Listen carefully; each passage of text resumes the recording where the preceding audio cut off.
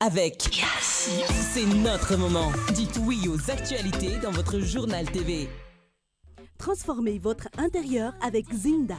Zinda, mon rêve se réalise enfin. Fienambidy telopolo isanjato hatramin'ny fitopolo isanjato ho an'ireo entana fin de série manomboka ny iray hatramin'ny telopolo jona. Batimax dia mirary fety sambatra ho antsika rehetra.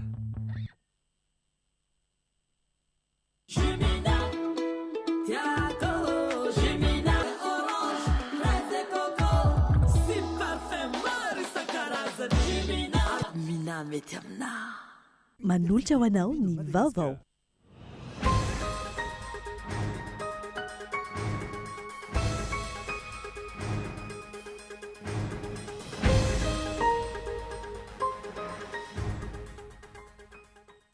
Nametra-pialany ro solitenany antenimieram-pirenena miisa roa teo anivon'ny fitsarana avy momba lalam-pandrinana. Ny antenimieram-pirenena izay roso amin'ny fividianana izay solitoerana azy ireo avy hatrany ho ny filohany Androany. Tsy ampy ny seraseran'ny fitondrana momba ny fikonan-doam-pirenena ho ireo mpanao politika. Tsara ny miasa anatin'ny fahanginana saingy mila vaovao feno ihany koa ny vahoaka malagasy, tsy andairantsaho etserorany faneho-kevitra. Tokony mitondra fanazavana manoloana ny tsimbola nanapahana ny fanofan'ny Madagascar Airlines sy ny fitaovan'ny kompania mpitaterana hanabakabaka ny fanjakana ny fitondrana amin'izao fotoana izao. Ny fifanarahana momba izay sy ny Air Madagascar izay efa tapitra tamin'ny volana Martsa lasa teo. Natomboka tamin'ny fomba ofisialy Androany ny fanamboarana ny lalana amin'ny refy 5.30 kilometatra ao amin'ny komuna Viliazo distrika Navaradrano. Fanamboaran-dalana vokatry ny fiaraha-mientana faritra Analamanga, Hamponina sy Rozana Kampelezana. Anivelany roa andro mialohan'ny rosony Iran sy Etazonia amin'ny fanaovan-tsony, fifanarahana fampitsaranady efa manomboka miverina tsy kelikely amin'ny laona ny fahafahana mivezivezy ao amin'ny faritra misy ny Detroit d'Ormuz ankehitriny. Ny antsiprian'ireo.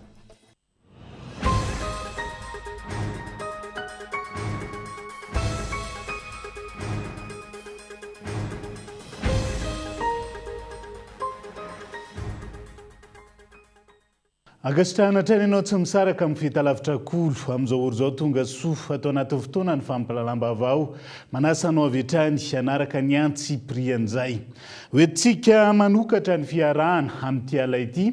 Nametra mpialany ireo mpikambana miisa roa eo anivon'ny fitsarana avo momba lalam-pandrenana araka ny nambaran'ny filohany tamin'ity Androany ity roso avy hatrany amin'ny fividianana izay solo toerana azy ireo ny antenimieram-pirenena araka ny nambaran'ny filohany ity androm-panjakana ity ihany koa Androany. Andao arahantsika ny antsiprian'izay.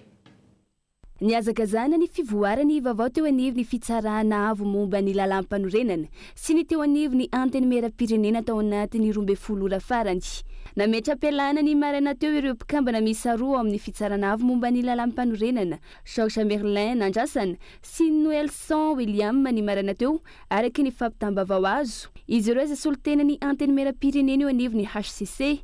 Tsy ny anjela fa tonga teny amin'ny antenimieram-pirenena Tsimbazaza ny atoandro teo ny filohan'ny fitsarana avo momba ny lalam-panorenana. Nanamafy ny filohan'ny HCC fa ny alatsinainy fa 12 ny volana Jona lasa teo no nametraka ny taratasy fametraha-pialana ireo mpanolotsiana avo miisa roa teo anivon'ny fitsarana avo momba ny lalam-panorenana. Tsy misy olona zany voatery miasa mandrakizay ao amin'ny androm-panjakana anankiray fa araka ny voalazan'ny lalàna mifehy HCC dia azo atao zany ny mametraka fialana. Ny fametrahan'ny fialana no ny antony manokana angamba izy angamba tantarana fa nazara tsy tantarana fa hoe no ny antony manokana mikasika ny zareo zany izay ny antony mametra-pialana. Fa ny zavatra konfirmevako dia hoe misy tokoa ilay fametraha-pialana. Manara-dalàna tokoa. Efa fametraha-pialana io zany dia efa nalefaty amin'izareo dia anjaran'ny zareo indray zany no mifidy an'izay hosorony zay ny ala. Anjara zay tsy miditra amin'izay zay fa zay atolotra zareo ao dia mampanao le fianianana zay. Nanambaran-kilany filohan'ny antenimieram-pirenena fa iroso avy hatrany amin'ny fividianana izay solitena azy eo anivon'ny HCC ny antenimieram-pirenena andimy toerana ireo nametra-pialana. Tokony ho vita mandritra ity fotoam-pivoriana aram-potoana voalohany ity izany raha ny fanazavana. Mazava ho azy fa ny fametraha-pialan'ny membre ao amin'ny HCC zay avy aty aminay raha ohatra ka raha vita zay fametraha-pialany zay dia tsy maintsy ny président ny HCC no mandray an'izay fametraha-pialany zay ary zay alefany any amin'ny filon'ny fanavaozana dia ny filon'ny fanavaozana indray koa no manao an'ilay décret mangataka ny fanoloana azy mazava fa tsy maintsy élection. Nanazava ny antony tongavany teny amin'ny antenimieram-pirenena filohan'ny HCC raha nanontaniany ny mpanao gazety. Ny fandanana ity zavatra hafa resaka budget resaka fifandraisany amin'ny any-mpanjakana zany fa tsy resaka mikasika ny fifidianana ny membre ny président de république no tsy mahazo mandeha aty fa ny filohan'ny androm-panjakana hafa afaka mifandray zay mifampitelefony mifampitsidiky ohatran'izao raha misy zavatra hodinihana akaiky. Tsahivana, efa nisy ny fikasana anatanteraka fividianana ataon'ny antenimieram-pirenena herinandro maromaro lasa izay anolorana ireo solotena teny amin'ny HCC saingy niematra tamin'ny ora farany izany. Fividianana izay tsy ara-dalàna noho ny tsy fisian'ny fahabangan-toerana ireo mpikambana raha ny voalaza ny lalàna. Ankehitriny, iroso fividianana ny antenimieram-pirenena izay manaraka ny voalazan'ny lalàna izany noho ny fisian'ireo mpikambana nametra-pialana. Tsahivana trany, mpikambana misy 5 hatreto no nametra-pialana teo anivon'ny HCC taorian'ny niongana ny fitondrana teo aloha ka andrasana ireo mpikambana vaovao miisa 2 anolo-toerana azy ireo. Ny serasera no tsy ampy amin'ny fitondrana amin'izao fotoan'izao ny mpanao politika raha miresaka ny fikonan-doha-pirenena izay nangingina ihany koa tatoato taorian'ny fihaonana teo amin'ny fiadidiana ny fanavaozana ny repoblika sy ny teo anivon'ny FFKM ny 3 jona lasa teo. Tsara ny miasa ao anatin'izay fahanginana tsy mihebohebo izay raha ny fanohikevitra nentin'ny mpanao politika hatrany saingy mila mahazo vaovao ny vahoaka malagasy tsy andairantsaho zay isany miely etseroa ihany koa amin'izao fotoan'izao raha ny fanohikevitra nentiny hatrany tamin'ity androany. Nangingina tsy nazahoam-baovao indray amin'izao fotoana ny mahakasika ny fikonan-doha-pirenena. Taorian'ny dinika izay nataon'ny fiadidiana ny fanavaozana ny repoblika, ny primature, ny filohan'ny fanavaozana ary ny FFKM, ny 7 volana Jona lasa teo. Andro izay tokony nanantanterana ny fikonan-doha taorian'ny fanemorana azy. Anisany teboka nisongadina tamin'izany ny ananganana ny komite teknika eo anivon'ny primature izay nolazaina fa ho atomboka ny herinandro taorianan'io fihaonan'io ihany. Voalaza tamin'ny fotoana io ihany koa fa isy ny valan-dresaka ho an'ny mpanao gazety ho ataon'ny FFKM ahafantarana misimisy kokoa ny tetiandro sy ny fomba hitondrana io fikonan-doha-pirenena io saingy tsy nandrenesam-baovao hatramin'izao. Misy ny asa atao fa ny serasera no tsy ampy hoy ny mpanao politika.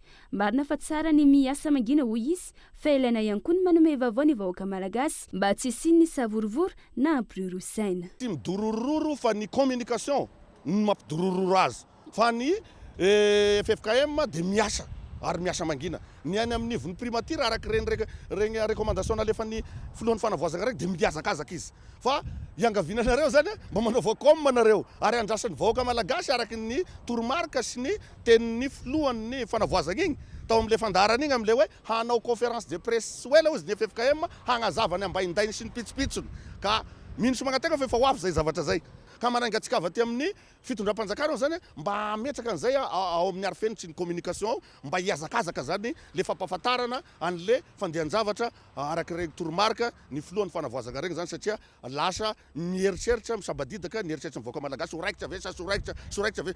Mba tsy toy ny fitondrana teo aloha izay ny serasera no betsaka noho ny asa vita ilaina ny fifehezan-tena tsy mitaka vahoaka na izany tsara fanganina ny fikonan-doha-pirenena ahafahana mandroso bebe kokoa raha ny fanohikevitra hatrany. Tsy tokony ionina amin'izao fotsiny ihany koa ny FFKM fa mila misokatra amin'ny rehetra izay afaka ifanomentanana amin'ny fanatanterahana ny asa. Fandaminana moa amin'ny zavatra sarotra ohatran'izao fikonan-doha manko tsy azo lalalalovina fa mety ampiady izy io mety ampikorotana. Raha vahaolana jerena mety ho problema gn'hita raha tsy mitandrina zany isaky mipitsopitsony. Zay ny mahatonga ny filohan'ny fanavaozana foana manao antsoava amintsika eran'ny Madagasikara sy ny vahoaka zay raha mba hianao soroka miara-milanja tonga tra miara-mamindra amin'ny fahavononana ankehitripo no amin'izay. Fa eto koa zany dia manentana ihany koa ny braquet any amin'ny primature sy ny premier ministre lehibe ny gouvernementa. Aza somisomaina io fa ampandraiso anjara presque tsy voatery kosa aloha ny 30 millions d'habitants dia ho ao daholo fa le solotena zay verina concerné sara satria tout le monde ao anatin'izay fanarenana sy fananganana firenena zay. Ny fanovana no nandraindray ny vahoaka teny an-kianja saingy tsy vitan'olo tokana izany fa mitaky fiara-miasa ny rehetra ho iatrany ny ambarany. Amin'izao fotoana miandry ny fandraisana anjara ny FFKM indrindra amin'ireo fankakevitra ny fotony izay verina fa fototra ny fombiazany dinika sy ny fampidiniana nasionaly ihany koa ny vahoaka malagasy. Mbola andrasana araka izany ny fanazavana ofisialy momba ny fandaharam-potoana sy ny dingana manaraka amin'ny tifikanandom-pirenena ity.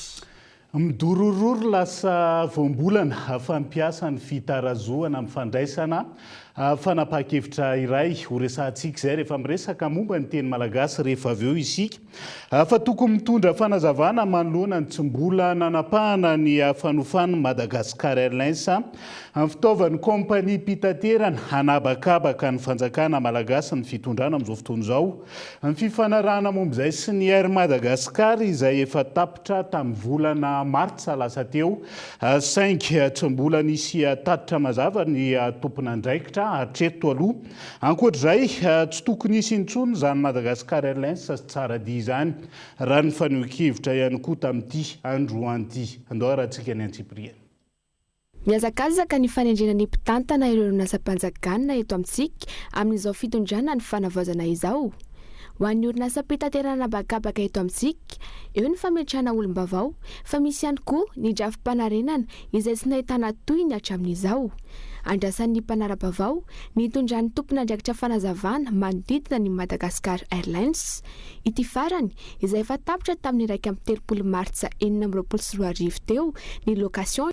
Raha ny tokony ho izy zany dia tapitra teo ny fiarah-miasa tamin'ny Madagascar Airlines. Ny orinasa tsy tafarina Madagascar Airlines koa ny mpampitrosa fanampiny aokatran'ny Air Madagascar. Dikan'izay dia nandamoka ny redressement tiana napetraka. Rehefa nandamoka ny redressement tiana napetraka, dikan'izay tokony verina restituena na hoe inona lazana zany rétrocession na restitution ny fananana ny Air Madagascar. Mitadio tsara fa Madagascar Airlines dia mpanofa. Rehefa tsy vita zany ny fanarenana dia tokony averina daholo amin'izay fananana rehetra ny Air Madagascar. Momba ny fikasana ametraka ny Handline eo amin'ny sihatry ny fitaterana anabakabaka eto Madagasikara, nitondra ny fomba fijery ny mpisehitra fa tsy lara-pahamehana aloha izany amin'izao fanarenana ny orinasa Air Madagascar izao. Rokonge fa mandika le resaka hoe holding sy sisa. Io zany ny anay dia tsotra. Ny fanambarana ny Air Madagascar aloha ny zavatra dia tokony mahasoana voaloha fa tsy fazarazarana. Ny atao hoe holding zany nge natao ho an'ny orinasa efa mandroso be zany. Dia ho zarazaranao groupe tsikelikely le izy. Raha ohatra ka miditra amin'izay holding zay tsika dia zao vao maika manamafy ny fizarazarana fa tsy mifanambarana ny hery aloha. Dia ohatr'izay ihany koa ny resaka tsara dia sy ny sisa tokony tsy hisy intsony aminay zany hoe resaka tsara dia zany fa verina ao anatin'ny Air Madagascar. Zany hoe Madagascar Grande Line dia ny tsara dia verina ao anatin'ny Air Madagascar dia Air Madagascar pur et dur no eo fa tsy misy fangaro ny tompo. Feny tsy misy antony tokony mbola hitazomana ny Madagascar Airlines sy tsara dia zany hoy ny fanazavana fa ny fanarenana sy ny fanamafisana orina ary ny famerenana ireo fitaovana sy fanana ny Air Madagascar ho amin'ny tanjany tany aloha nafantarana azy no tokony himasona raha ny faneho-kevitra hatrany. Fa no niezaka fanohanana sy fanampiana ny sehatra ny fampianarana ambony eto Madagasikara ny vondrona Eoropeanina amin'ny alalan'ireo fandaharanasany lehibe izay hanofana ny tanora sy ny mpikaroka malagasy. Mivoatra izany nandritra ny fihoanana teo amin'ny vondrona Eoropeanina sy ireo malagasy efa nahazo tombotsoa tamin'izay tetikasa samihafa entiny vondrona Eoropeanina izay amin'ny fiarah-miasa iraisam-pirenena eo amin'ny université ary ny velarana ny fahaiza-manao ny mpianatra, ny mpampianatra ary mpiasa ny université ihany koa. Niona teny tsara saotra tamin'ny Erasmus Alumni ny délégation européenne eto Madagasikara ho Mali hariva. Fionana izay niompana tamin'ny fifampizarana ny tambajotra ary ny fifampikasohana teo amin'ny pahazo tombotsoa taloha tamin'ny fandaranasa Erasmus Plus sy ny Erasmus Mondius izay anvondrona européenne. J'ai bénéficié de l'encadrement d'un superviseur académique qui m'a accompagné tout au long de mon séjour et qui m'a invité à présenter mes travaux de recherche anazy toana sy voara-maso tsara ao nandritra ny fianarako sy ny fikaroako izany dia nanampy be ay teo amin'ny fahalalako ary mazava ho azy nazahokitraikefa lehibe nandray anjara tamin'ireo hetsika maro samihafa koa aho izay nionako tamin'ireo mpampianatra avy amin'ny firenena maneran-tany ankoatra izay ny fandraisako anjara tamin'ireo hetsika ireo dia nahitako tany Slovaquie, Turquie, Ukraine, Cameroun ary Algérie. Izany dia nanovay ka na dia nokontaotra izay nananako teo aloha ary nitondra io mahazaka teny sy natoko teny. De sortir de ma zone de confort, de gagner en autonomie et en confiance. Ankoatra ny mpianatra nisitraka tombotsoa tamin'ireo fandarana asa ireo ihany koa ny mpampianatra sy toeram-pampianarana ambony eto Madagasikara. Cette aventure a été le fruit izany lalala sy fifampiarana traikefa izany dia nanamafirina fiara-masa teo amin'ny fampianarana nanampetsaka tamin'izany ohatra ny tena nisongadina sy fifampiserasirana ara-pikarohana tamin'ny alalan'ny Erasmus Plus nanokatra lalam-piara-miasa sy maritra kokoa teo amin'ny Université Stavanger any Norvège sy Université Antananarivo toy ny fanofanana mpampianatra avy eto amintsika. Pour des enseignants malgaches.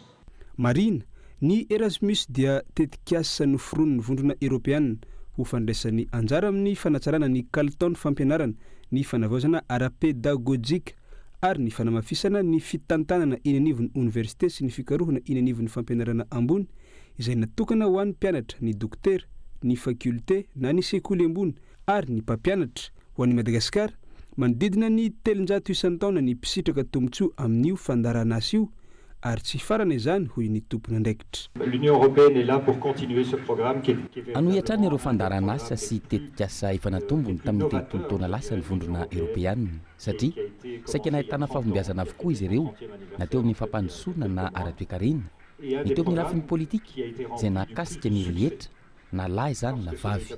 C'est un programme qui touche les hommes et les femmes. Tseiviny misy atelo ireo lalana ahafahana misitraka fandarana asa Erasmus Plus dia ny mobilité internationale de crédit, ny masters conjoint Erasmus Mondius ary ny projet de renforcement des capacités de l'enseignement supérieur. Izy ireo arak'izany no ahafahan'ny mpianatra, ny mpampianatra ary ny mpiasa eny anivon'ny anjerimanontolo manao ny fianarana sy ny fampianarana na fiofanana any ivelany na eto Madagasikara ihany koa na any amin'ireo firenena mandray anjara amin'ny Erasmus Plus. Iverenantsika vetivety ny vaovaon'ny toe-karena hostomina ny fahazon-dalana ho an'ireo orinasa afakaba miisa 170 amin'izao tsy nanara-dalàna ho ny minisitra ny fampiroboroboana ny indostria sy ny sehatra tsy miankina raha ny tafa tamin'ny mpanao gazety androany namafisiny fa tsy misy intsony ny fanagiaza nataona olon-tokana ny sehatra ny fandrarana amin'izao fotoan'izao fa misokatra amin'ny rehetra izay sehatra ny fandrarana izay ary amoraina ihany koa ny antota taratasy sy ny pitsopitso ny samihafa manodidin'izay. Andoarantsika ny Antsipriana. Nandray fepetra ny ministera ny fampiroboroboana ny indostria sy ny fampivelarana ny sehatra tsy miankina taoriany ny fidinana ifotony manoloana ny fisian'ireo orinasa afakaba na ny Jean France eto amintsika. Orinasa afakaba misa 170 amin'ireo 170 voalaza fa tsy manara-dalàna no hisintomina ny fahazon-dalana hoy ny ministra.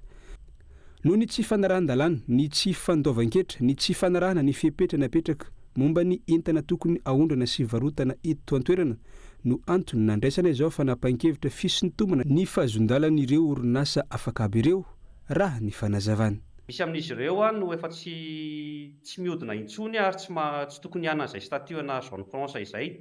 Izy ireo tena miteraka fatiantoka lehibe ho amin'ny firenena satria dia tsy tokony bénéficier-n'ilay statut na Jean France izay zareo ka rehefa nidina teny toerana ny ekipa ministera sy ny ekipa rehetra dia izay no décision raisina hostomany agrément an'izy ireo.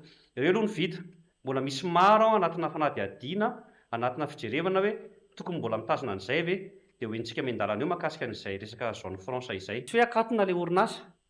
Ilay orinasa mihodina ihany fa ilay statut na Jean France zany tsy ho anana intsony satria tsy manakana anazy tsy hodina tsy fananan'ilay statut na Jean France. Iny mantsy statut particulier ilay maha Jean France anazy zay. Nanamafy ny ministra fa 300 n'ireo tetikasa ODOF na ny fametrahana milina hanodina ny vokatra eto an-toerana isaky ny district miisa 720 napetraka no mihodina raha toa ka 700 ny tsy mbola mandeha. Antony ny olana ara-pitantanana sy ny tsy fampiny fitaovana ampidonana ny milina ka irsona ny fitadiavana vaholana ahafahana mampihodina an'ireo milina ireo. Ankoatr'izay Ny atsara ny tontolo ny fandraharahana nandritra ny fitondrana fanavaozana hoy ny fanazavana hatrany manodidina ny 700 isan-taona ny orinasa noforonina teto amintsika raha ny antotanisany meny IDBM miezaka ny fitondram-panjakana manohana ny sehitra tsy miankina hampiroboroboana ny tontolo ny fandraharahana isan'izany ny fanamorana ny fikarakarana ny antota-taratasy ho an'ireo mpandraharaha hanangana sy fiantohana ny fandriam-pahalemana amin'ny fampiasam-bola. Satria angamba fa amin'izao fotoana izao dia efa tsisy intsony ny atao hoe monopôly eto Madagasikara. Efa misokatra ho an'ny rehetra ny fandraharahana eto ary tsy misy intsony ny sakatsakany. Ho an'ny hoe mikarakara taratasy sahirana amin'izay dia hitantsika moa misy ny EDBM miaraka amintsika eto dia efa manampy antsika be dia be izy ireo amin'ny digitalisation ary amin'ny réforme mahakasika ny fananganana orinasa eto Madagasikara. Ny resaka investissement misy ny lalàna azy fantatsika 2003-002 mahakasika amin'ny loi sur l'investissement dia hitantsika amin'izany fa tena miezaka ny fanjakana amin'izao fotoana izao manokatra ny sehatra tsy miankina, sehatry ny famokarana ary ny sehatry ny industrialisation eto Madagasikara. Hitantsika koa ny fiezahan'ny fanjakana amin'ny resaka lalana, resaka logistika rehetra, ny infrastructure ary ny énergie. Mahakasika ny tetikasa AGOA kosa andalana ny fanohizana fifampiresahana eo amin'ny firenena afrikanina amin'ny adisisika efa natao ho an'ny fanitarana ny fepitaona hitsinjovana ireo orinasa malagasy voakasika ampidirina ao anatin'ny volavolan-dalàna amin'ny feny tetibolona ampanjakana na simpanitsiny ny fanarenana ny orinasa sekrenina. Eo ihany koa ny fijerena ireo mpiara-mombonantoka amin'ny fanarenana ireo orinasa mpanao sira sy siramamy. Isan'ny teboka ny songadina ireo androany nandritra ny tafa ho an'ny mpanao gazety nataony ministry ny fampiroboroboana ny indostria sy ny fampivelarana ny sehitra tsy miankina raha namintina ny asa vitany tao anatin'ny fepitaona ny tantana ny ministera. Toizantsika amin'izay vaovao ny toe-karen'izay hatrany fa ny sehatra ny fanondranana ny voly fanondrany. Vahaolana maritra isorohana ny fatiantoka no andrandray ny mpisehatra amin'izao fotoana izao raha ny sehatra ny voly fanondrana no resahana manokana. Manana olona manana trakefa amin'ny fanatsarana sy ny fametrahana izany sika ho ny solom-bavambahoaka nanaovany mpanao gazety fanadiadiana tamin'ity androan'ity ka tokony ho jerena aingana amin'ny fahafahana mametraka izay ka eto Andriatsilavo. Manoloana ny fiainan'ny vidin'ny lavanila izay mampitaraina ireo tantsaha-mpamokatra noraisina ny fepetraka ampiasa 700 ny tahirim-bolana izy ireo mitetina 830 tapitrisa dolara ividianana lavanila voaomana 900 tonna ny AVM na ny alliance ho an'ny lavanila eto Madagasikara. Horaisin'ny AVM amin'ny vidiny 4,7 ny iray kilao amin'ny lavanila mainty raha toka 5,4 ny lavanila mena ary 7,000 ny lavanila vakina ny cut. Tanjona ny ampianana ny tahiry be loatra sy ny ampiakarana indray ny vidin'ny fividianana lavanila manta. Fa ny tena mahagaga nge fa maninona misy société mividy agny amin'ny 53,000 ariary, mividy agny amin'ny 50,000 ariary, fa le olona azo vola izay nazo tombony lasa mividy amin'ny 10,000 ariary, 5,000 ariary. Mampalahelo zay zavatra zay. Ka zay no aviako maneho hevitra amin'ny kabaron'ny lavany mba metimety kokoa ny angamba ny zavatra hitako hanatsara n'le fandehany raharahany lavany azadina fa misy solom-bavambahoaka navy ministre tamin'ny andron'ny SVM ange atao tany amin'ny 1 million de francs nge vidin'ny lavany tamin'izany andro zany. Ka manina io stratégie zany na hoe antsona le honorable Mialatsiny Sabany agnisan'ny namanay ao izy mba antsona zany izy hoe inona le système nampiasainy tamin'iny no nahatonga le vidiny tafiakatra ambony. Areto za dia mitaky za satria efa lany daholo ny lavany eo any ambanja zay nivoaka ty décision resaka 40% ty. Ka agnaty 60% resy tavela io tokony anesorana io omena zay agnatin'ny district ny ambanja fa indrindrandrindra ny tantsahanay na fomba afahany hanao bio na fomba afahany iny hanatsara le vidiny. Ankoatra ny vokatra lavanila, mila jerena akaiky ihany koa ny sehatry ny kakao ao ambanja izay isan'ny mampalaza ny Madagasikara amin'ny kalitaon'ny vokatra. Fanampin'izay, tokony ampiasaina hanatsarana ny sehatry ny kakao ny vola ao amin'ny CNC na ny Conseil national de cacao. Azadina nefa ambanjany magnaboaka 15,000 tonnes de kilo cacao isan-taona. Raha 15,000 tonnes io avadikitsika kilo 15 millions de kilos kakao zany mivoaka ambanja isan-taona. Ny vola ifeiny mpandraharaha eo amin'ny 76 ariary par kilo. Raha vadika zany any amin'ny 1 milliard et quelque zany ariary no vola miditra agnatin'ny caisse nationale kakao, eo amin'ny 240 millions euro zany le vola zany. Lasaiza le vola. Tsy azo ampiasaina ve le vola hoe mety anatsarana hoe le firoboan'ny kakao. Vaolana maritra no ilaina amin'ireo volo-fanondrana eto amintsika. Hisoroana ny fahatiantoka ho an'ireo tantsaha-mpamokatra. Ny vidin'ny lavanilina manta amin'izao fotoana izay tsahivina hatrany fa ambany dia ambany eo anelanelany 550 hatrany amin'ny 3,000 ariary isaky ny kilao. Toizantsika amin'izay vaovaon'ny toe-karena izay hatrany fa sihatry ny arena kibon-tany. Napetraka ho site pilote ka nanaovana andrana voalohany tamin'ny fandoavana ny risotorona amin'ny fomba nomerika eo amin'ny sihatry ny volamena ny toeram-pitrandrahana atao Mantalimaro, commune Betsika, district Anambilobe. Isan'ny tanjona amin'izao fanavaozana fomba fiazo zao ny ametrahana ny mangarahara sy ny fanaramaso amin'ny fivoahany harem-pirenena ny tsokosoko indrindra ny volamena. Hono teo anivon'ny ministera ny arena kibon-tany izay nidina ifotony tany an-toerana. Anafangianana ny fisitrahan'ireo vondrom-paritra itsinja ara-pahefana ny Tamberimbidy na ny risotorona tokony verina aminy ihany koa ny fomba fiasa. Fa mpanjakana mangarahara izay mandrisika ireo orinasa mpitrandraka hanamafy ny Tamberina ndraikiny ho an'ireo faritra misy ny fitrandrahana. Andao arahantsika ny fanampanazavana mikasika izay. Tena mety aminay tokoa zay satria efa maro zany ny asa fanasoavana ataon'ity orinasa ty, efa maro ny fandoavana ny hetra zany amin'ny fanjakana nefa tsy hita sotro zay zavatra zay. Ka amin'izao fanavaozana zao zany tena mety aminay sady ilainay tokoa ny fagnamboarana zay zavatra. Satria ny orinasa Matagold tsy mijanona hoe izy mamokatra ihany fa maro be zany ny asa sosial izay resiny, izay enti magnampy ny vahoaka izay miaigna amin'ity faritra ty amin'ny fagnampihana maro isan-karazany. Misy arabola amin'ny olo regny manana fahasahiranana regny, misy asa avy hatrany tahaka ny projet maro isan-karazany. Tahaka zao zany ohatra ameko anareo zany ny hôpitaly ato Betsika zany amin'ny commune, ny école eto amin'ity tanàna ty Matagold no nanorina école eto, ny église, maro be zany ny asa fanampiana ho an'ny vahoaka aminy.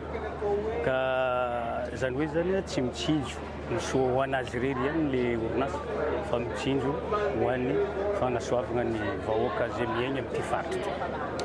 Lafomba vao hafa iroso amin'ny fanadiovan'ireo lakan-drano azo fanesoran'ireo trano miorina ambony lakan-drano ny ao anivon'ny commune Antananarivo. Renivohitra ho fisoroana ny mety ho fiakaran'ny rano mandritra ny fotoam-pahavaratra raha ny faneho-kevitra nentin'ny tompon'andraikitra izay nidina ifotony teny amin'ny moské 67 hectare voany andrefana ny atoandro teo. Nisy ny fepetra nomeny ireo tompona trano miorina ambony lakan-drano no mafisina ihany koa ny fanentana natao anatin'izay.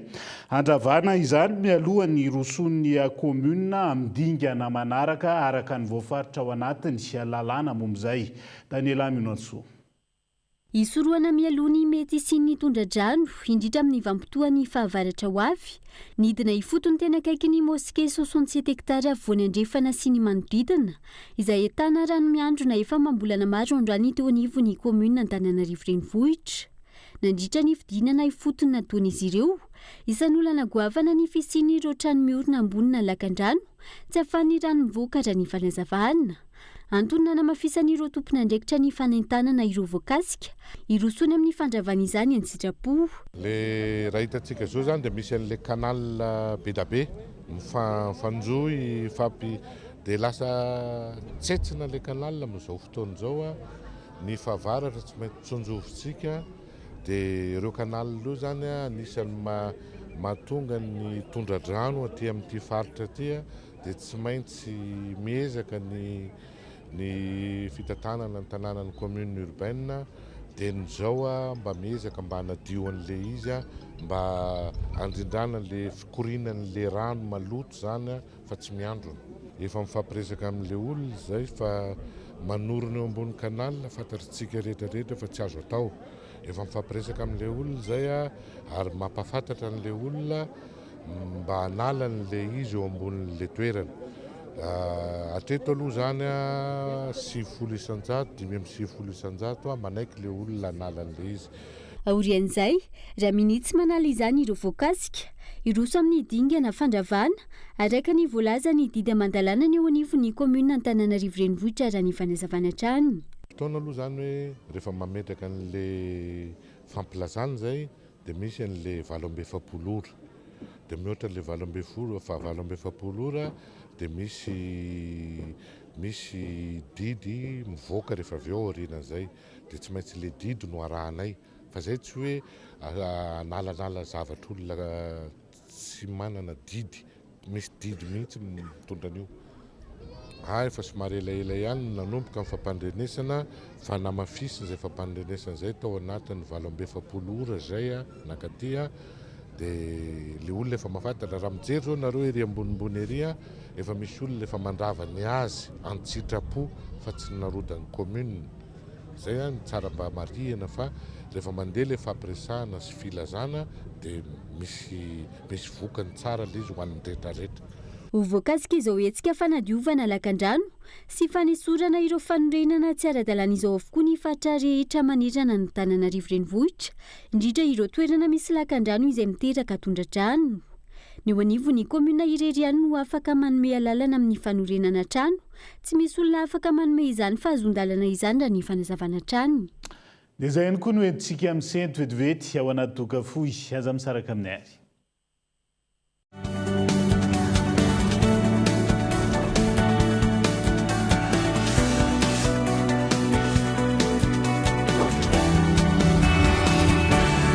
Téléphone inona no afaka mameanao écran HD 6,7 pouces, caméra 50 mégapixels, batterie manana tanjaka 5000 mAh amin'ny vidiny tena mirary 499 000 ariary fotsiny. Ny Samsung Galaxy A07 fihenam-bidy hatramin'ny 10 ariary.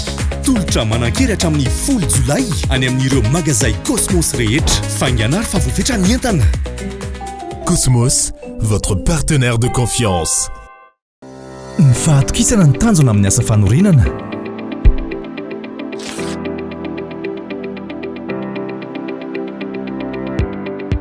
Dimy folo taona izay no nisehatra tamin'ny asa fanorenana. Ny atao hoe kalitao amiko dia izay mafiorina sy maharitra. Hafa mihitsy ny Global Ciment satria mora ampiasaina, angampiasa izy ary mahafa-po hatrany ny vokatra azo. Ny fanorenana trano dia tsy vitan'ny fananganana rindrina fotsiny ihany fa fanatanterahana ireo nofy, fanomanana ny hoavy ary antoka sy lova ho an'ny taranaka. Feno fatokisana miaraka amin'ny Global Ciment, fantatro fa ho mafiorina ny tranonay. Ho an'ny fotodrafitr'asa rehetra ataonay dia Global Ciment ihany no atokisanay. Mety amin'ny asa rehetra, tsy miova ny kalitaony, mahomby hatrany, tena manaraka ny fenitra takiana. Global Ciment no ambadika ireo nofinofy, ireo rindrina voatsangana ary ireo fotodrafitr'asa sy ny lalana rehetra. Global Ciment, ho mafiorina ny hoavy. Face à la crise mondiale de l'énergie, choisissez le kit anti-délestage ou l'autonomie totale. Grâce à des panneaux solaires haute performance, bénéficiez d'une production optimale. Avec ZK Digimax, découvrez une technologie nouvelle génération, modulaire, simple et surtout sans câblage encombrant. Une énergie fiable et entièrement contrôlée, de 5 à 125 kVA, en monophasé ou triphasé, pour tous. ZK Digimax, distribué exclusivement par TED. Une multitude de solutions. L'une d'entre elles est faite pour vous. Vibrez au cœur de la Coupe du Monde avec les télé iSense, sponsor officiel de la Coupe du Monde 2026. Du 11 juin au 19 juillet, prix spécial Coupe du Monde, uniquement dans tous les magasins Cosmos, sur une gamme de modèles avec des remises allant jusqu'à 17%. iSense, innover pour une vie meilleure. Cosmos, votre partenaire de confiance.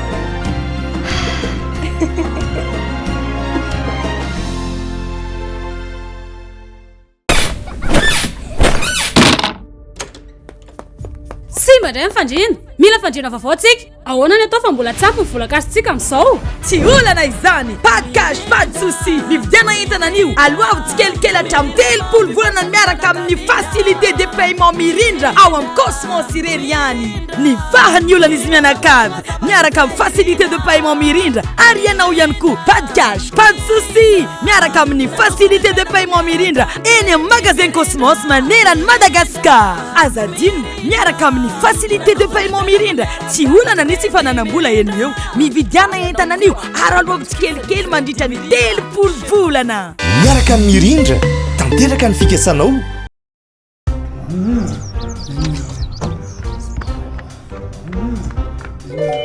toy ny fianakaviana rehetra dia samy manana ny fahasamihafana ny tsirairay misy ilay kintana vaovao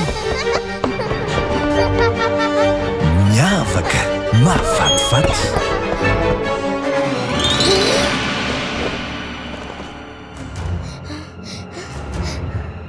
fa ny iraisan'izy ireo kosa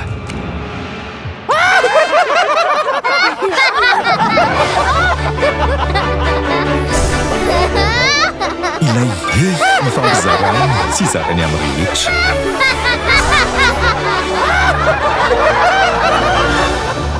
La vache qui rit, parce que c'est bon de rire. La vache qui rit au cheddar, au goût irrésistible, maintenant disponible dans vos points de vente habituels.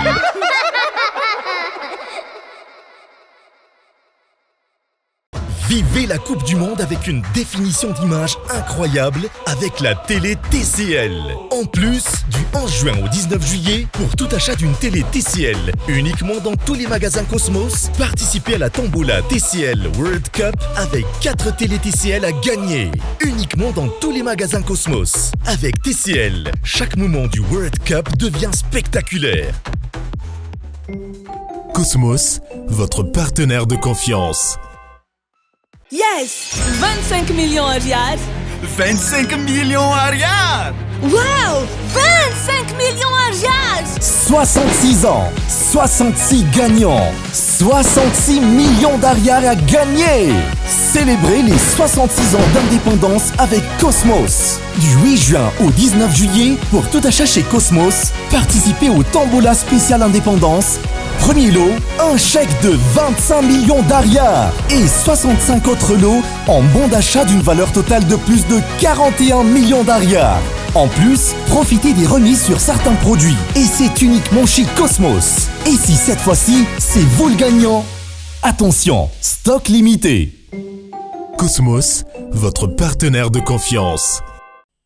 Anoizatsika ny tapany faharoa amin'ny fampalalam-baovao amin'ity alay ity natomboka tamin'ny fomba ofisialy androany ny fanamboaran-dalana amin'ny refy 5 amin'ny 30 kilometatra ao amin'ny commune Viliazo district Navaradrano. Mifatotra Nalamanga no miantoko ireo engin ary ny commune mponina sy ny zanak'ampelezana no mandray an-tanana ny solika sy ireo fitaovana anatanterahana izay fanamboaran-dalana any an-toeran'izay honina saina. Afaka iray volana eo iova endrika ny tanànan'ny Viliazo amin'ny distrika Navaradrano rehefa ho vita ny lalana amin'ny refy 5 amin'ny 30 kilometatra izay ampifandray azy amin'ireo komunina manodidina Sapotsinamena, Manandrina ary Ambohimalaza. Lalana izay isan'ny sakana teo amin'ny famoham-bokatra sy ny fampandrosoana amin'ny ankapobeny ka irosoana ny fanamboarana azy izay natomboka tamin'ny fomba ofisialy androany. Zany hoe mivoaka ireny 2 mivoaka ireny 3 ty lalana ity ary dia tenainay fa hitondra fampandrosoana be dia be ho an'ireo komunina voalaza tireo. Satria rehefa misy ny lalana dia mandroso azy ny tanàna. Ny fitaterana vokatra tan'izany hoe mamboly ny olona aty dia mamboly voliavitra, mamboly ihany koa tongolo ary indrindra moa ny resaka charbon na hazo.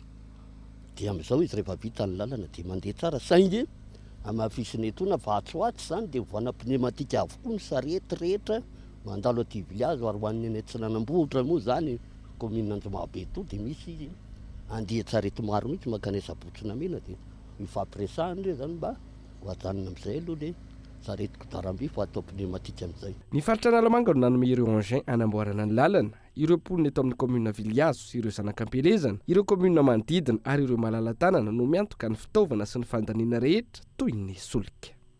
Pasohany amin'le niveleza io dia asiana le camion izay maromaro reo anay zanakam-pelezana amin'ny taonan'le quartzita aty aminay misy point anankitelo rakotra amin'le lalana fa 35 kilometre io dia ho mafy tahaka ny goudron ihany izy na dia tsy hitovy amin'ny goudron ary dia ary dia tena tombontsoa be satria mampitoy any RN2 RN3 za moa atanky amin'ny macamionneur ihany koa dia tena mampiasa camion amin'ny lalana mandeha amin'ity lalana ity izay camion koa indrindrandrindra ao anatin'ny fitaterana rehefa tonga ny fahavaratra dia tena naja ny 4 heures de temps fijanonana amin'le ora mba tsy hampasimba ny lalana hiezaka zahay hitady sy hahavitany lalana fa mandeha mian-dalana eo fa mampanantena fotsiny izay komity sy ny birao rehetrarehetra hoe atao vita tsara. Isy lalana hafa ihany koa amboarina anampy 30 kilometatra io hoy ny lehiben'ny faritra Analamanga.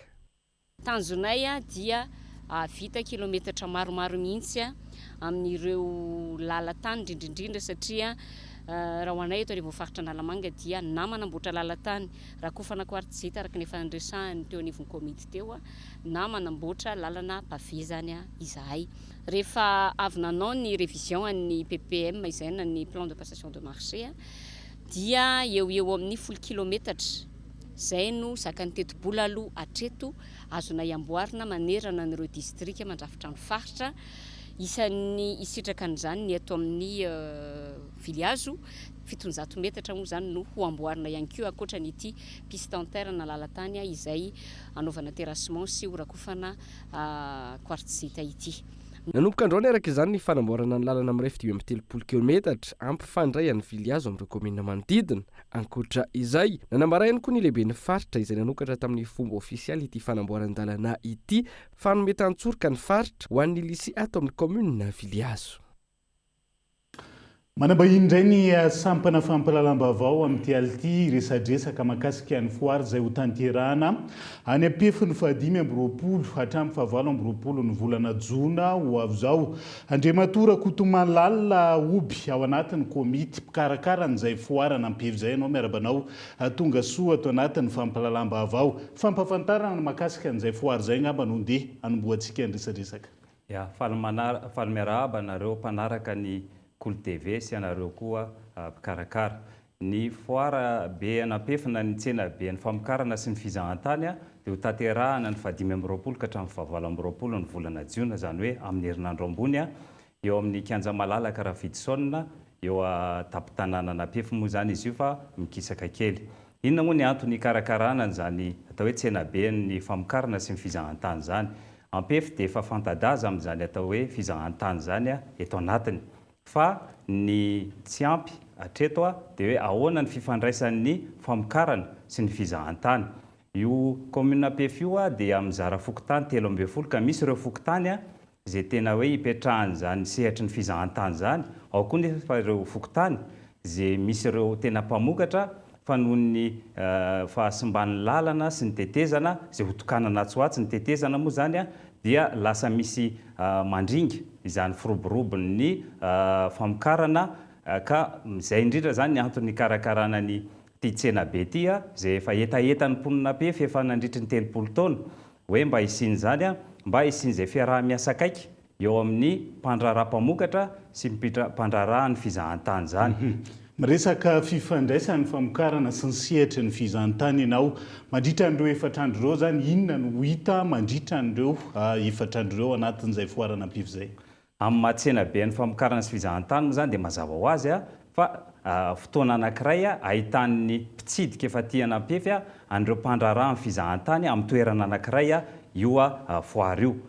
Fotoana anankiray koa ahitan'ny mpitsidika hoe inona avy izany vokatra mampalaza Ampefy zany raha tsy laza afa-tsy ny trondro satria nisy fotoana ho antsika izay mpakany Ampefy ngamba mety nahatsikaritra hoe noho ny abetsahan'ny filana dia mety azo lazaina nieritreritra hoe tsy aharaka ny vokatra nefa ho hitanareo amin'izany tsena be zany fa misy le tena piompon-trondro goavana izay azo lazaina hoe fantadaza tsy ao Ampefy ihany fa eran'ny Madagasikara ihany koa. Ho hitanareo koa zany mampalaza Ampefy ny resaka kafe arabika zany izay azo lazaina hoe malaza tsy aty eto Madagasikara ihany fa hatrany ivelany ihany koa dia anisan'izany sehatra ahitantsika n'izay mahaizy azy anapefy zay zany ity tsena be ny famokarana isan'ny fantaniko farany oby 5 hatramin'ny 7 ny volana jona zany mifanojo amin'ny fetiny asaramanitra. Inona ny mety maro ihany koa ny hetsika samihafa mety tontosaina karakaraina ao anatin'izay saika manerina noso fa inona ny mety hoe ataontsika hoe tombony atolotrinareo isarianareo ny olona ho avy any ampefy mandritra an'ireo efatrandreo. Ya, eo moa zany nivarotra fampirantiana, eo ihany koa ny kilalao maro isan-karazany natokana ho an'ny ankizy ny feu d'artifice moa zany mazava ho azy dia efa anisan'ny eo ampikarakarana zany ny commune Apefy sy ireo atao hoe hetsika isan-karazany ny resaka momba ny atao hoe atelier isan-karazany iresahana ireo le atao hoe hevitra rehetra ahafahana mampivoatra n'izany tanàna Apefy zany. Fa ny tanàna farany any roan'ny mpanaraka ny fampalalam-bavao. Ya, manentana antsika zany voalohany moa zany ny ponina Ampefy sy ny manodidina rehetra ny faritry Itasy ny faritry Vakinankaratra ny faritry Bongolava indrindrandrindra isika avy aty Antananarivo izay efa mpitsidika sy tia Ampefy dia sady manararoatra tsika zany manao weekend no mijery ihany koa zany mahizy azy any Ampefy zany mahafantatra bebe kokoa mikasika ny fizahantany indrindrandrindra ihany koa zany eo amin'ny sehatry ny famokarana. Agasitrany Rakoto Malala Oby komity mpikarakara n'izay foarana Ampefy zay tao anatin'izay fanampanazavana fa manahirana ny fitadiavana ny fifandanjana eo amin'ny fitombon'ny mponina sy ny fivoarany toe-karena ho ana firenena andalam-pandrosoana toany Madagasikara. Misy ireo milaza fa ny fiterahana be loatra no isan'ny mampitombo ny fantrana ho ana firenena iray ka mila fanamafisana ny fandrindram-piterahana ao anatin'izay. Arena ny fananana olombelona maro saingy takiana ny trakefa ahafahana mamokatra ka mampiodina ny toe-karena hoy ankilan'ny mpandinika fiarahamonina Tojondrina Tahiry. Manahirana ny fifehezana ny mponina sy ny fitombony mba hifanaraka amin'ny toe-karena aty amin'ny tany andalam-pandrosoana tahaka ny Madagasikara noho ilay transition démographique na ny fitadiavana vahaolana ahafahana mampifanaraka ny fitombon'ny mponina hifanaraka amin'ny fivoarany ara-toe-karena sy ara-tsosialy. Manalasala ny fanapahan-kevitra ho raisina satria andaniny ambara fa ny fiterahana be loatra no mahatonga ny fahantrana lalina eto Madagasikara. Raha mahita ny tranga any atsimo Madagasikara ka nanaovana fanentanana ny fandrindram-piterahana amin'ireo mponina. Amin'ny fomba fijery iray tsy mbola ampy ny ressources humaines na ny olombelona ho moteur hamokatra bebe kokoa mihoatra ny alalaky ny tany eto amintsika. Eo anefa ny mampitahotra satria mitombo manamaro isan'ny manitra ny olona fa tsy lasa fitaovana entina mampandroso. Raha ny fahitan'ny mpandinika fiarahamonina tsy ny habetsany na ny havitsin'ny mponina no hampandroso ny firenena iray sy ny toe-kareny ary ny ara-tsosialy fa ny fananana olombelona mahay sady manana traikefa vanona sy vonona hampiodina ny toe-karena. Tsy ny habetsahan'ny mponina ny fototry ny fahombiazan'ny toe-karena fa ny fahaizan'ny firenena iray voalohany indrindra manabe dia manofana dia mamorona asa ho an'ny mponina ao aminy. Zany hoe raha vao manatsara zany ny olona dia lasa ho hery manosika ny fampandrosoana izy ireo.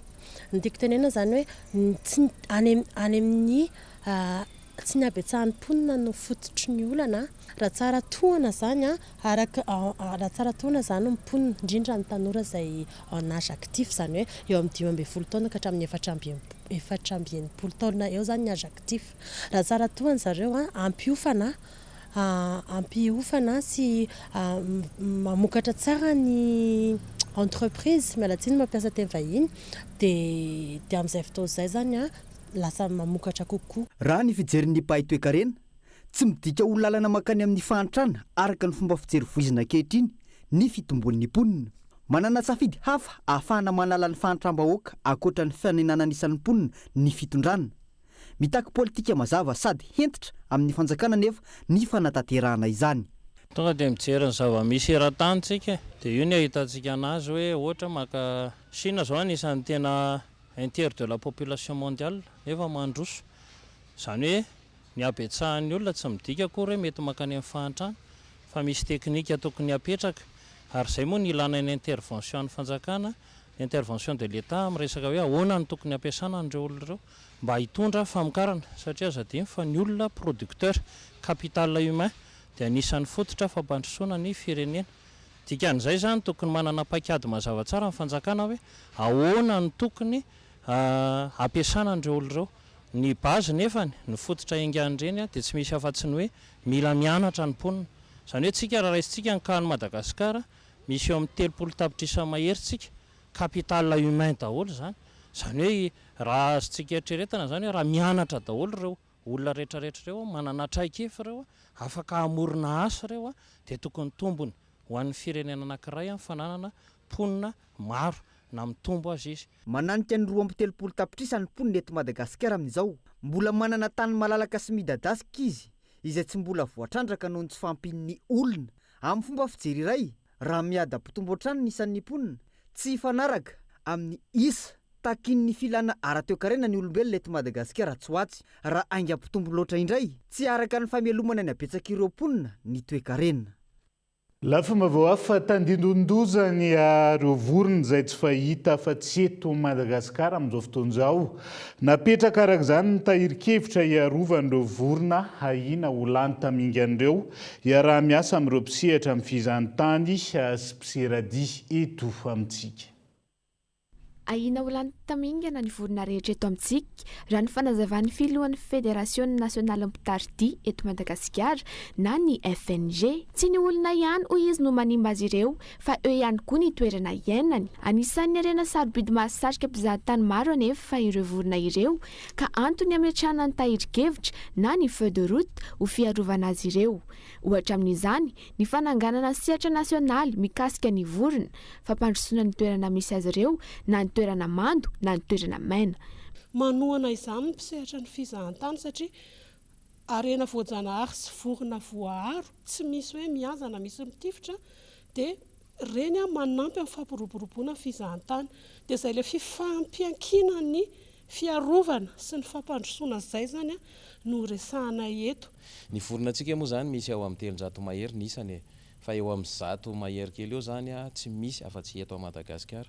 Tsy manana savida ny mpizahata fa tsy maintsy maketo izy mizaha andreo dia ireo vorona ireo ao anatina fianakaviana ngeza be anankidimy izay tsy maintsy ho eto anisan'izany ny vanga tena anisan'ny ngeza be mihitsy izany vanga izany maromaro ny ao anatiny tsy ho voatanisantsika tsirairay moa le izy fa tena haingo fotsiny ny vanga, ny roller, ny koa ny tetraka reny zany tena hoe vorona anisan'ny tena hoe mitazona ny laharana 12 maneran-tany Madagasikara raha eo amin'ny sehatry ny fijerena vorona.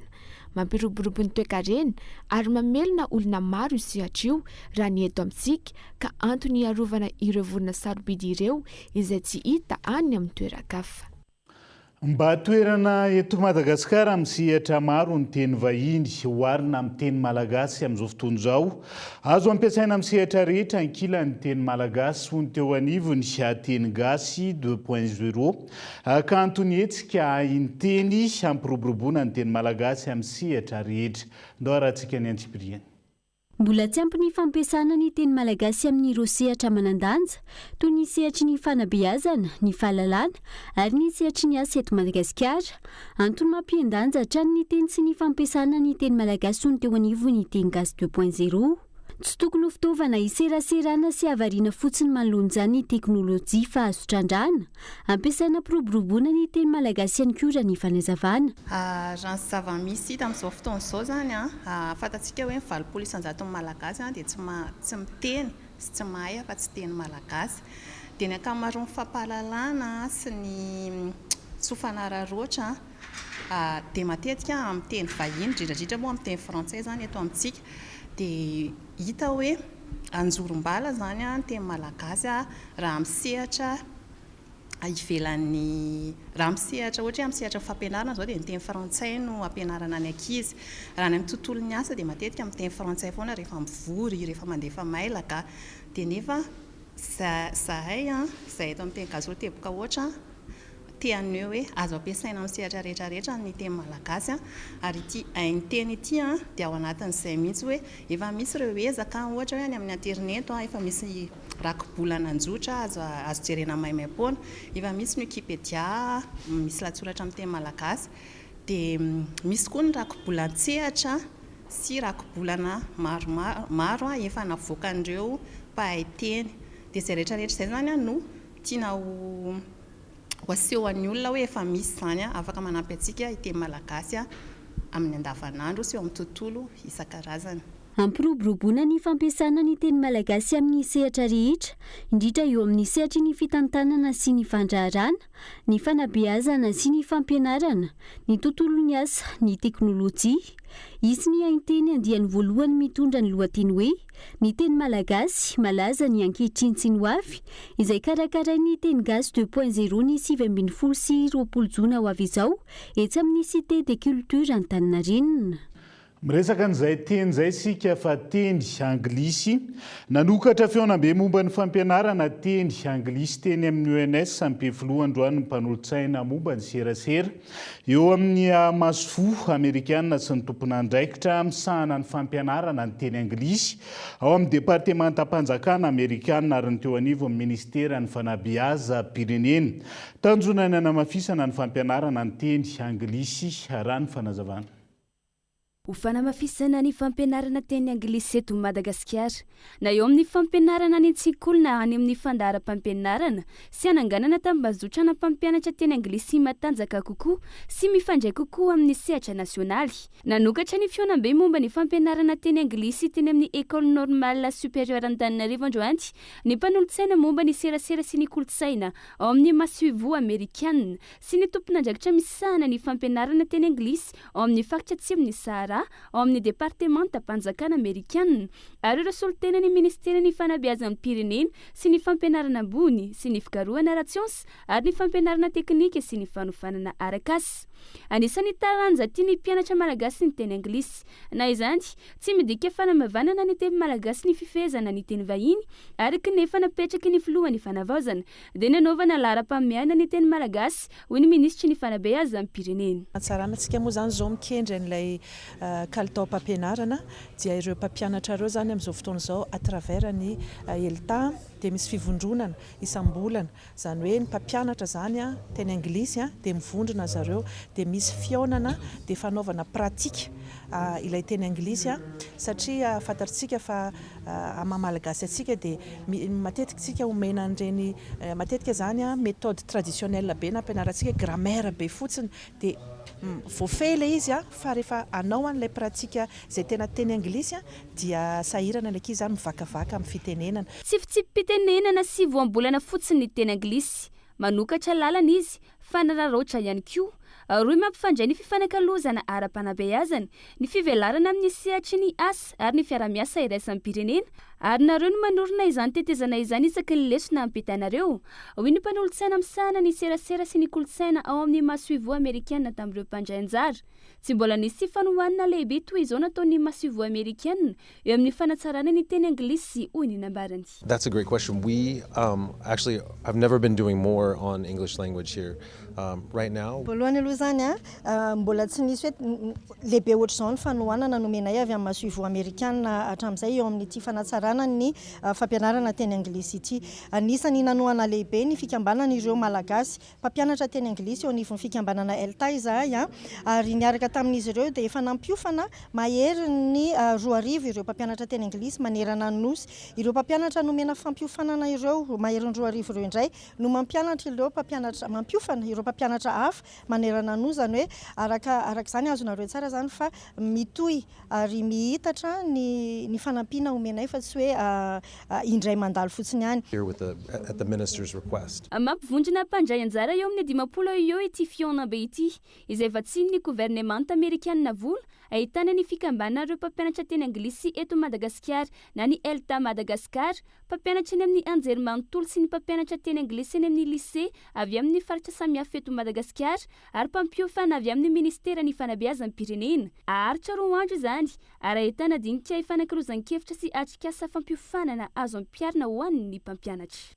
Maresaka iraisam-pirenena vetivety 2 andro mialohan'ny rosoan'ny Iran sy États-Unis amin'ny fanaovan'ny tsony Fifanarahana fampitsaran'ady efa manomboka miverina tsikelikely amin'ny lohan'ny fahafahana mivezivezy ao amin'ny faritra misy ny Detroit d'Ormuz raha toa ka nisy olana zany nandritra ny 3 volana mahery nisy ny ady tao Moyen-Orient. Samy mpitatitra solika iranianina misa 3 androany no efa tafita ny faritra ambanin'ny sakana napetraky ny Amerikanina. Ny fifanarahana eo amin'ny Téhéran sy États-Unis mikasika izay fampitsarana ny ady izay atao ny zoma ho avy zao. Amin'ny farany eto indray ny fiarahantsika ho any androany, anaiza misy anao hankasitrahany ianao nanaraka ny fampahalalam-baovao hatramin'ny farany. Mandrapitafa ao amin'ny rapitsona veloma tompoko.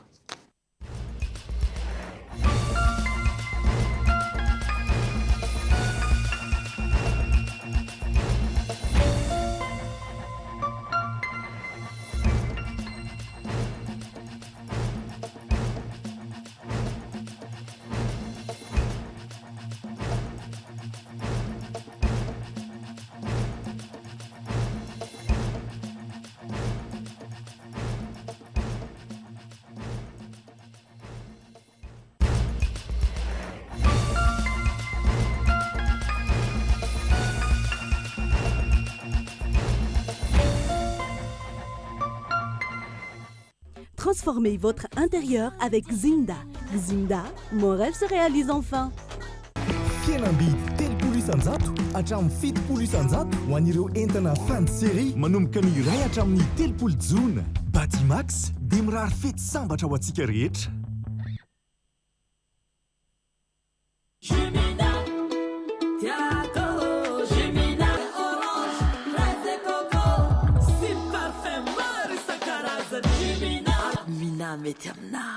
Nanolotra ho anao teo ny vaovao. Avec c'est notre moment. Dites oui aux actualités dans votre journal TV.